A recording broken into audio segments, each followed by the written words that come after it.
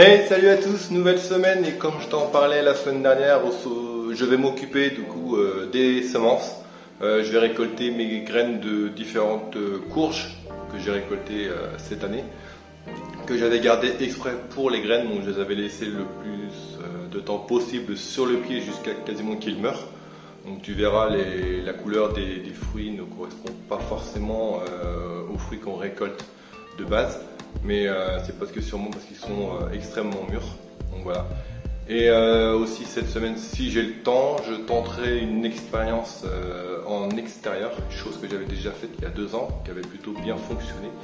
Et je vais essayer de refaire ça cette semaine. Mais pour l'instant, on va s'occuper des graines. Donc j'ai 4 variétés que je vais récolter, donc les graines de cette année. Donc là, vous avez la courge Cocozelle, le butternut, d'ailleurs qu'on va manger ce soir avec les filles, une courgette ronde de Nice et une courgette verte de Milan. Donc elles sont devenues oranges, je pense parce que c'est par maturité, mais elles n'ont pas été hybridées, ça j'en suis sûr.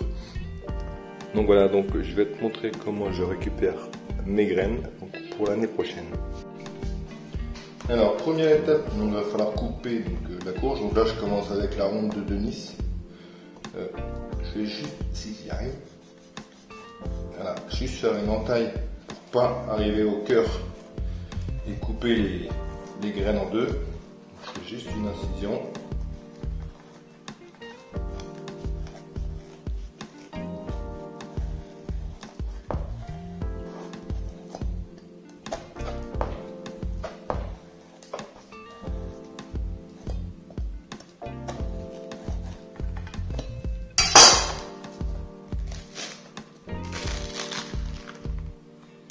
Tac. Voici les graines à l'intérieur. Comme tu peux le voir, dans un seul fruit, il y en a énormément. Donc ce que je vais faire moi, c'est que je vais récupérer le plus de graines possible.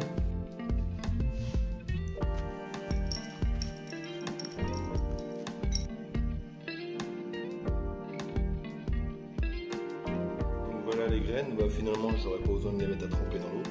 Je vais juste les nettoyer vite fait parce qu'elles sont un peu collantes et gluantes, donc je vais juste enlever l'excès de chair qu'il y a dessus et puis après directement au séchage.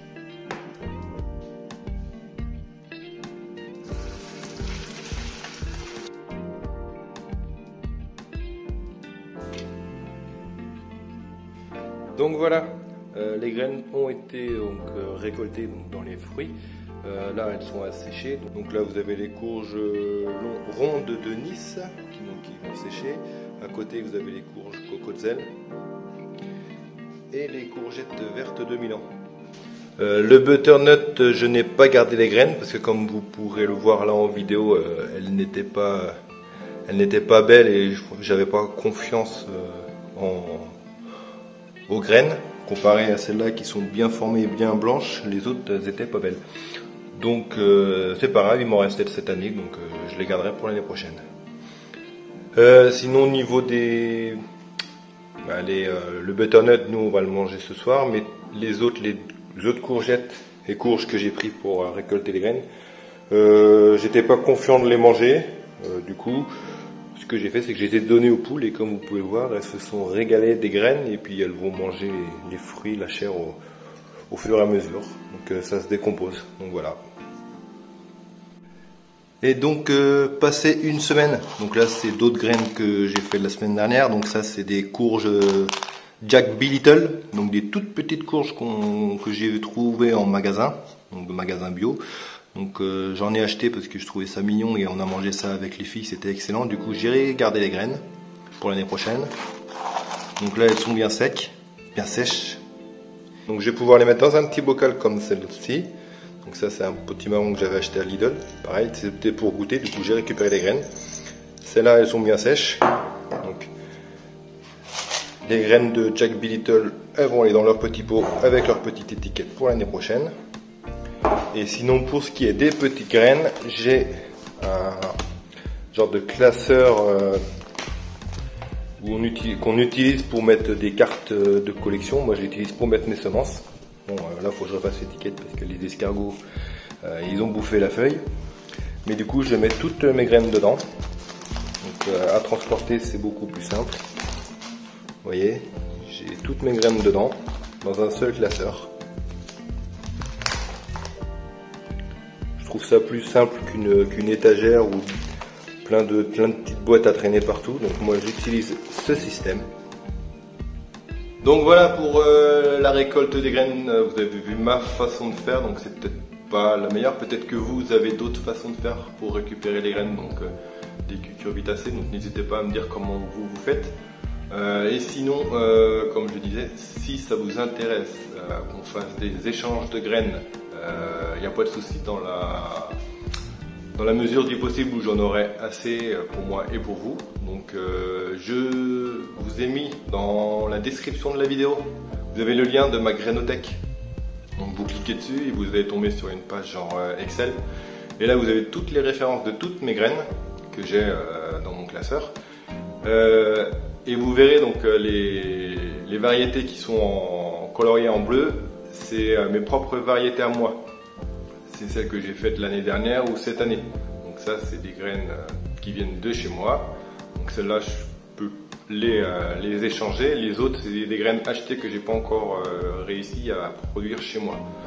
Donc je vois pas trop l'intérêt de vous donner celle-ci. Donc voilà. Donc si ça vous intéresse, vous allez dans la description, vous cliquez sur le lien et ensuite en bas de la description vous avez mon mail. permawill49@gmail.com. Vous m'envoyez un mail avec les graines qui vous intéressent et ensuite on s'arrange pour comment procéder à l'échange. Je crois que généralement les gens demandent une enveloppe avec un timbre dedans pour pouvoir renvoyer les graines, donc je pense que c'est ce que je ferai. Donc voilà, donc, vous avez tout dans la description. Donc voilà, les graines de courge donc, sont récoltées, elles ont été mises à sécher. Donc, chose que je te disais, donc je vais tenter une expérience dehors que j'avais déjà fait il y a 2 ans, donc c'est-à-dire je vais planter ou semer, je sais pas comment on dit pour les pommes de terre. Donc je vais en mettre en terre parce que j'en ai pas mal qui ont germé, celles que j'avais déjà mis dans le cabanon en bois. Donc je vais en refaire mais dehors. Donc je vais mettre ça sur une parcelle. Je vais t'expliquer maintenant comment je vais faire parce que dehors je pourrais pas parler parce qu'il y a trop de vent. Du coup je vais juste me filmer en train de le faire et voilà. Donc en fait ce que je vais faire c'est que je vais aller sur une parcelle, je vais la dépailler, je vais y planter les pommes de terre, je vais la recouvrir avec la paille et je vais y mettre un voile d'hivernage par dessus pour pas qu'elle gèle. J'avais fait ça il y a 2 ans et ça avait très bien fonctionné, donc ça permet de gagner du temps et les pommes de terre poussent très bien comme ça.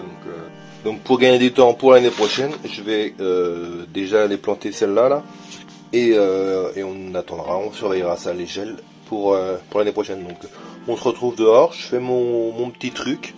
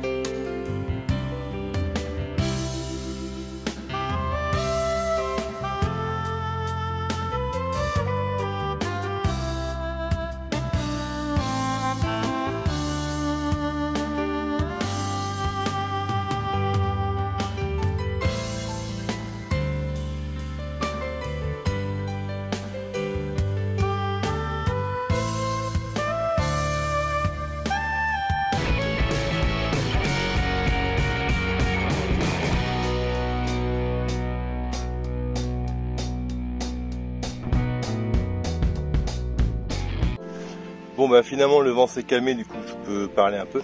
Du coup voilà, donc j'ai planté les pommes de terre et je les ai recouverts avec une bonne couche de paillage. J'ai un bon 20 cm d'épaisseur. Donc ce que je vais faire c'est que je vais attendre que les premiers germes de pommes de terre sortent du paillage pour y fixer le voile par dessus, parce que pour l'instant le paillage va faire office de voile, donc va protéger les pommes de terre. Donc je vais surveiller ça. Et dès que je vois que les premiers germes commencent à sortir du paillage, j'y mettrai mon voile. Donc voilà pour la petite expérience des pommes de terre. D'ailleurs, on va aller voir vite fait dans la serre comment se comportent les autres que j'avais mis en pot il y a maintenant 3 semaines. Donc voilà, dans la serre, les pommes de terre, ça fait maintenant 3 semaines comme je te disais. Donc tu vois, elles ont bien germé, elles sont bien sorties celles-là. Et l'autre, ça commence tout juste. Là, ça commence tout juste à sortir, donc ça part plutôt bien pour l'instant. Donc on va continuer de surveiller ça et puis en espérant peut-être une récolte dans quelques mois. Donc voilà pour cette semaine, donc récolte de graines et séchage donc effectué. La petite expérience aussi, donc on verra par la suite. Donc voilà, donc je te dis moi la semaine prochaine, j'espère que je vais pouvoir faire quelques trucs. Sinon de toute façon ça sera peut-être la dernière vidéo pour 2020, je sais pas encore, on verra, ce sera la surprise dimanche prochain.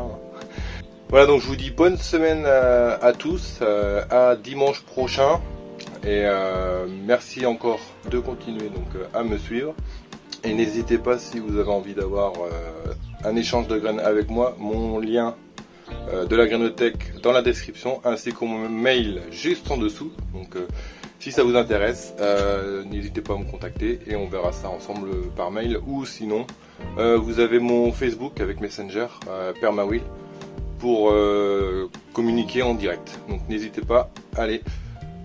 Donc je vous dis à la semaine prochaine. Ciao, bye bye.